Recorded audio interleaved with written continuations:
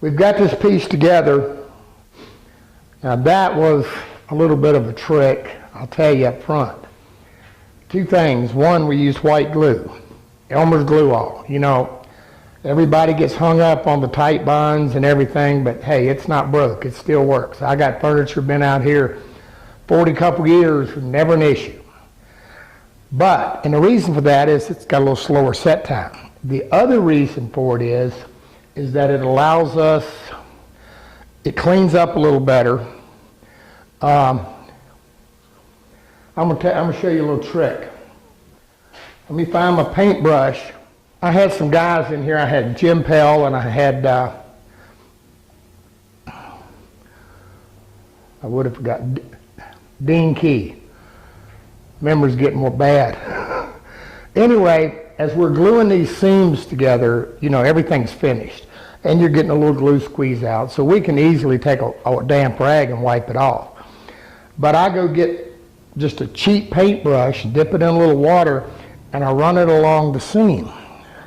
And any little glue that's right in that edge, it takes out. Now you want to make sure you wipe it down good and then do it again. Make sure there's no residual.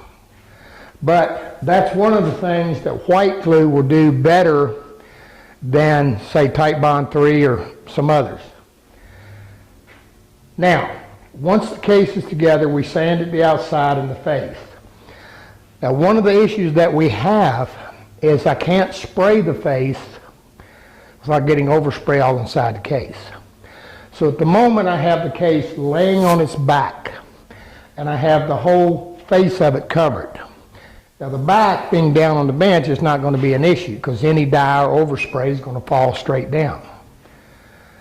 But I don't want it settling in on it. So here's the plan of attack. I'm going to mask off the face. I'm going to dye and spray the sides and top and bottom. Then, when that's dry, we're going to dye the face frames. Now we're just going to wipe these. Now this whole thing has got 2 coats of blotch control on it, like I told you. And we're going to dye it just like we did everything else. I'm going to spray it, take a pad with the dye on it, wipe it. Then I'll take a paper towel or good absorbent cloth and wipe it off. When it's dry, we're going to spray it.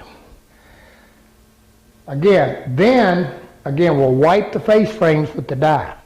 Then I'm going to take some satin armor seal. Actually, I'm going to start with a couple coats of gloss. Then I'm going to take satin armor seal as the final coat and just wipe it with a nice wet coat. It'll blend in. It should go together. By wiping the face frame, I don't have to worry about overspray. So that's the plan of attack. Hang tight, we'll see how it works. But before we do, I've got to show you something. If I just mask this off and bring my tape right to the edge here, I'm going to get a defined line. I don't want that. So I'm going to do what I call back tape. And I simply let the tape overhang the case.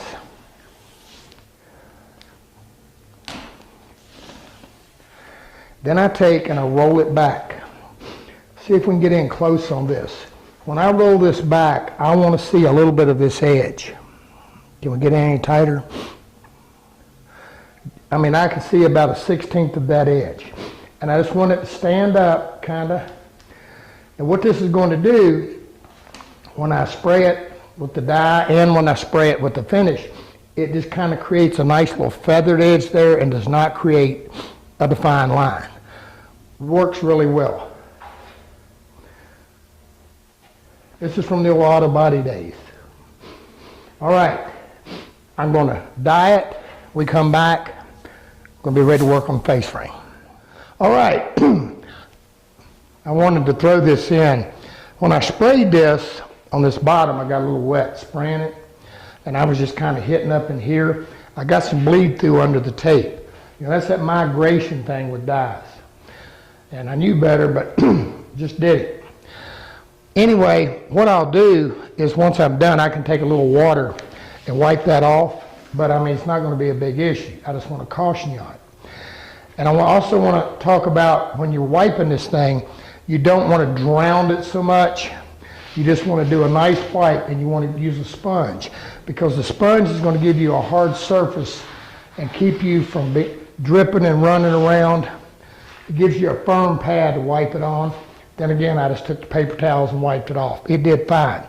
I just wanted to caution you, don't drown it, particularly up around the tape, or so it can run under.